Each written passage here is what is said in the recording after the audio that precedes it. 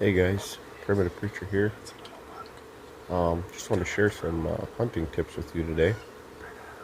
I been meaning to do this for some time, but as with anything, I am a very good procrastinator and would much prefer to make content, whether it's hunting video, hunting and videoing, or making bows and arrows.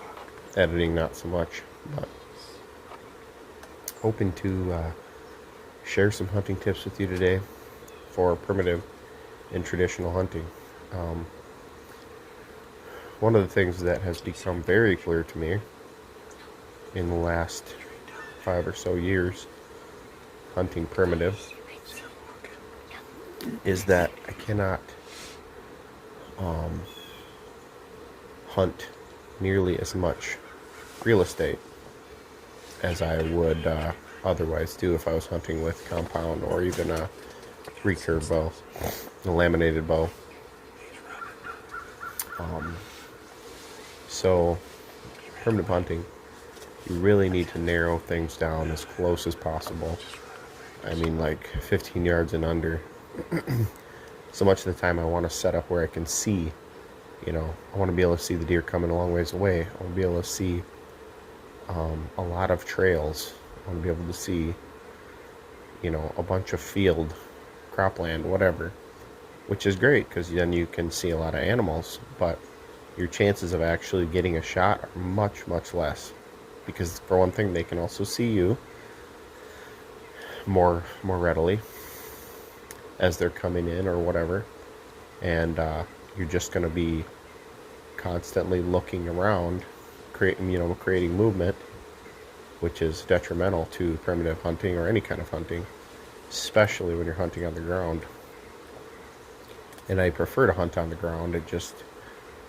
It's more in keeping, I feel like, with primitive hunting, and not that I won't get up in a tree or a tree stand now and again, but for the most part I hunt on the ground, and you get at eye level with these animals. It's pretty amazing, especially when you're able to take one down. But so that's one thing that I would encourage you in your primitive hunting is get close. Set up within 10 or 15 yards of the trail that you think the deer are most likely to use, or if it's a water hole or a food source, get as close as you can while still utilizing good cover, good natural cover, or building a ground blind or whatever, in order to create the best shot opportunity possible. Some of my best hunts, my best opportunities have been where I could literally only see maybe 20 yards in front of me, right to left. So I couldn't necessarily see when the deer were coming. Usually I could hear them if it wasn't wet out, but you pretty much just sit there motionless, looking straight ahead, and you have about 3 or 4 seconds. If you hear them coming, maybe a little more, but 3 or 4 seconds to be able to pick a spot and make a shot. But that's much less time for them to see you, and they're right there when they're on top of you. So just encourage you with that for one. Another tip I would like to mention is to utilize natural cover as much as possible. I think I mentioned before, I alluded to that a little bit, but pop-up ground blinds are great for turkey hunting, and they can work for deer hunting, but again and again, I've seen them spook deer or cause them to go wide, and they're always kind of nervous, even when you brush them in really well, or what I consider really well. Maybe I need to do a better job of that, but natural ground blinds, natural ground cover, hunting with a ghillie suit, those are going to be your best bets for primitive hunting. That allows you to not really disturb the environment as much, because you have to think, this game that we're pursuing, they know their habitat, they know their areas, like we know our living room, And so they're going to notice when things are out of place. And, like all good hunters, no matter what method you're using, you got to play the wind. You got to keep an eye on that.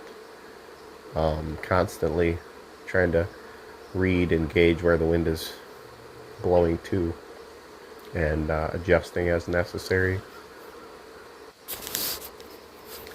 And finally here, I'd just like to encourage you and challenge you that you have to know the game that you're pursuing, and you have to go where they are. I know that sounds super oversimplified, but it's true. You have to know their habits, know where they tend to frequent, and where are going to be your best chances of getting close for a shot. And then you got to go there, right? You have to put in your time scouting, and then you have to put in your time actually hunting. And you at some point have to take the shot, right? That certainly, you would think that'd go without saying, but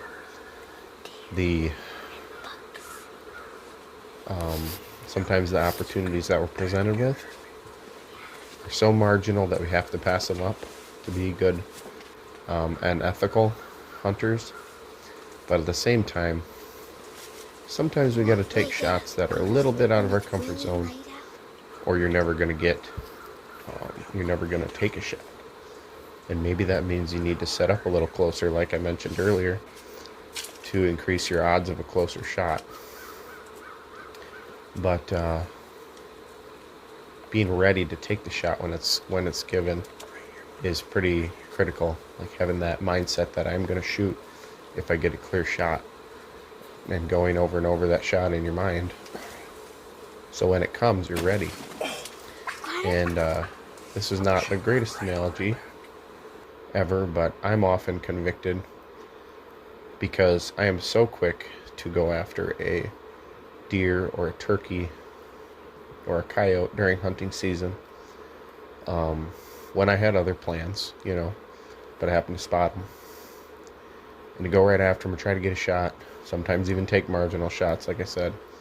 But then when it comes to witnessing for the Lord, oftentimes I'm so hesitant to go when I see an opportunity, and maybe even the Lord gives me a little nudge to go talk to them about Christ, and I let fear or worry or something else discourage me from pursuing that. And obviously we're not trying to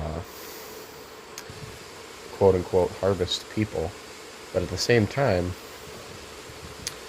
Jesus did call us to go out into the harvest field and to reap. That's in a different sense, in a sense of a crop that is ready to harvest, of grain or wheat or some other kind of harvest. But there's a similarity there. And if we're going to be out in God's harvest field seeking to bring souls to Christ for eternity and warning people away from eternal damnation, then we have to go where they're at. We have to go where people are going to be. And oftentimes that's right on our daily places we go daily, whether it's people we work with, places we shop, places we frequent, to and from work. If we lift up our eyes and look, God will reveal the harvest. But we have to be willing to obey. We have to be willing to look, and we have to pray and ask God for strength and courage. We should be Ephesians 6 tells us praying always with all prayer and supplication in the Spirit. And then Paul asked them to pray for him that utterance would be given, that he might proclaim the gospel boldly. And we need to be praying that way and asking others to join in with us as we go. And I would ask you to join with me in praying for the harvest, that God will both send out more laborers and be bringing people into his harvest, which is, we know his will. So we can pray with confidence that we are praying in the will of God. So just want to challenge you and encourage you with that. And hope you guys had a wonderful hunting season. And I hope the days ahead are filled with amazing opportunities, sharing the good news with people around you.